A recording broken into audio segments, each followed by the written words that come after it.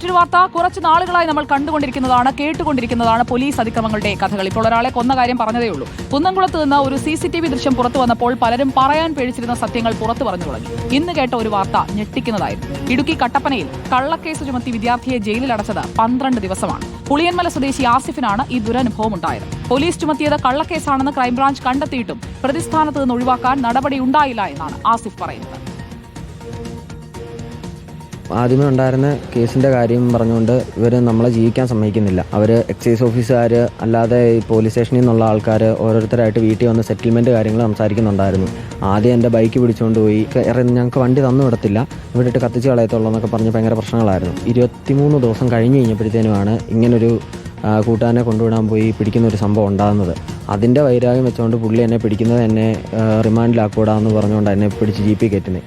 അത് കയറ്റി സ്റ്റേഷനിൽ കൊണ്ടുവരുന്നത് അടിയും പ്രശ്നങ്ങളും, നിൻ്റെ അമ്മയുടെ സാധനം വെച്ച് നീ ഇറങ്ങിപ്പോടാ, അമ്മയെ നമുക്ക് പുറത്തോട്ട് പറയാൻ പറ്റത്തില്ലാത്ത രീതിയിലുള്ള കാര്യങ്ങൾ ഇവർ അന്ന് സംസാരിച്ചുകൊണ്ടിരുന്നത്. അത് ആ ഒരു ഒറ്റ കാരണത്തിൻ്റെ വൈരാഗ്യത്തിൻ്റെ പുറത്താണ് ഈ പോലീസുകാരെ നമ്മളിപ്പോൾ ജീവിക്കാൻ സമ്മതിക്കാത്തത്.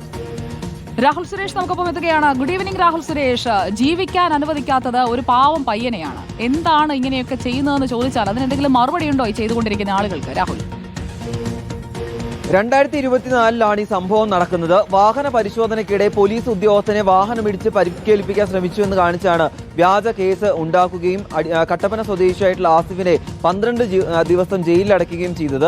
അന്ന് മുതലാണ് കഴിഞ്ഞ ഒരു വർഷത്തിലധികമായി ആസിഫ് നിയമ പോരാട്ടം ആരംഭിച്ചിരിക്കുന്നത്.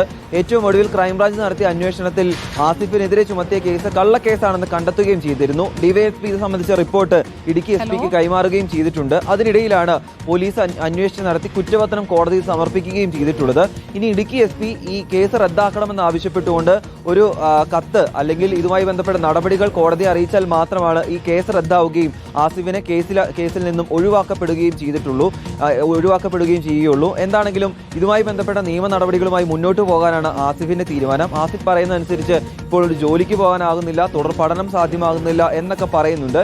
എന്താണെങ്കിലും ഇത്രയൊക്കെ ആയിട്ടും പല രീതിയിലും വേട്ടയാടുന്നു എന്നും പറയുന്നുണ്ട്. കാരണം എക്സൈസിനെയൊക്കെ ഉപയോഗിച്ചുകൊണ്ട് പല രീതിയിൽ ഒത്തുതീർപ്പിന് ശ്രമിച്ചിരുന്നു. ഒത്തുതീർപ്പിന് വഴങ്ങാതെ വന്നതോടെയാണ് പല രീതിയിൽ വേട്ടയാടുന്നു എന്നൊരു ആരോപണം കൂടി ആസിഫ് ഉന്നയിക്കുന്നത്. ഈ വിഷയത്തിൽ അടിയന്തരമായി പോലീസിന്റെ ഇടപെടൽ വേണമെന്നാണ് ആസിഫ് ആവശ്യപ്പെടുന്നത്.